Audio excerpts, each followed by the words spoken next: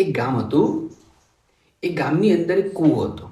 એક દિવસ એવું બને છે કે ગામના 3 કૂતરાઓ જબરજસ્ત લડતા લડતા એ કૂવાની અંદર પડી જાય છે અને મરી જાય છે.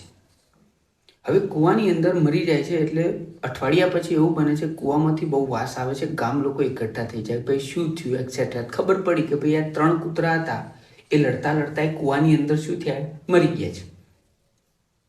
હવે એ લોકો એક સંત પાસે જાય છે. સંતને એમ કહે છે કે સાહેબ, આવી રીતે અમારા ગામનો કૂવો હતો, એમાંથી અમે પાણી પીતા હતા, અમારો જીવન નિર્વાહ ચાલતો હતો એ પાણી ઉપર, અને એની અંદર 3 કૂતરા મરી ગયા છે. એટલે પેલા સંત કહ્યું કે કોઈ વાંધો નહીં, તમે એમ કરો, ગંગાજળ લાવો અને કૂવાની અંદર નાખી દો. એટલે કે સારું. એટલે આ લોકોએ ગંગાજળ લાવીને કૂવાની અંદર ઘણું બધું મિક્સ કર્યું. હવે થોડા સમય પછી પાછા અઠવાડિયું થયું ને એટલે પાછા સંત પાસે આવ્યા કે શું થયું. એટલે કે હજુ એના અંદરથી જબરજસ્ત વાસ આવે છે. એટલે સંત કી તો પછી એમ કરો, કંઈક સારા એવા જે સ્મેલિંગ લિક્વિડ હોય કે જે આપ સેન્ટ છે, પરફ્યુમ છે, આવું કંઈક નાખો તો એ સ્મેલ જતી રહેશે. એટલે ગામ લોકોએ ઘણું બધું એવું સ્મેલિંગ જે ઓર્ગેનિક મટીરિયલ હતું એ બધું પાણીમાં નાખ્યું કે જેવી રીતના શુદ્ધ થાય.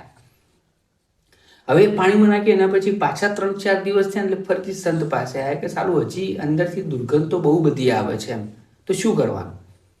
સંત વિચાર કરતા હતા કે તમે કે સારું કે તમે કૂતરા અંદરથી નીકળ્યા. એટલે ગામવાળા કે ના, અમે એ કૂતરા તો અંદરથી કાઢ્યા નથી. તો તમને બી અહીંયા ક્વેશ્ચન તો થતો હશે કે સાહેબે વાર્તા કીધી તો મોરલ ઓફ ધ સ્ટોરી શું છે. તો સાહેબ, આ કૂવો નહોતો અને 3 કૂતરા એ કૂતરા નહોતા. હકીકતમાં 3 કૂતરા એટલે શું, તો કામ, ક્રોધ અને અહંકાર.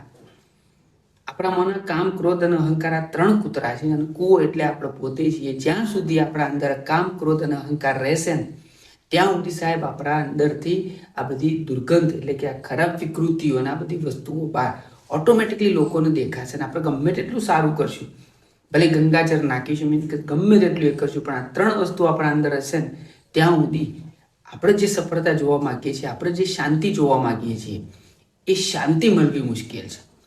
તો નવા વર્ષના પહેલા જ દિવસે પહેલા વિડીયોની અંદર હું ખાલી આટલું જણાવવા માંગુ છું. દરેકના અંદરથી કામ, ક્રોધ અને અહંકાર દૂર થાય. અને આ સાથે જ જય શ્રી રામ, હર હર મહાદેવ.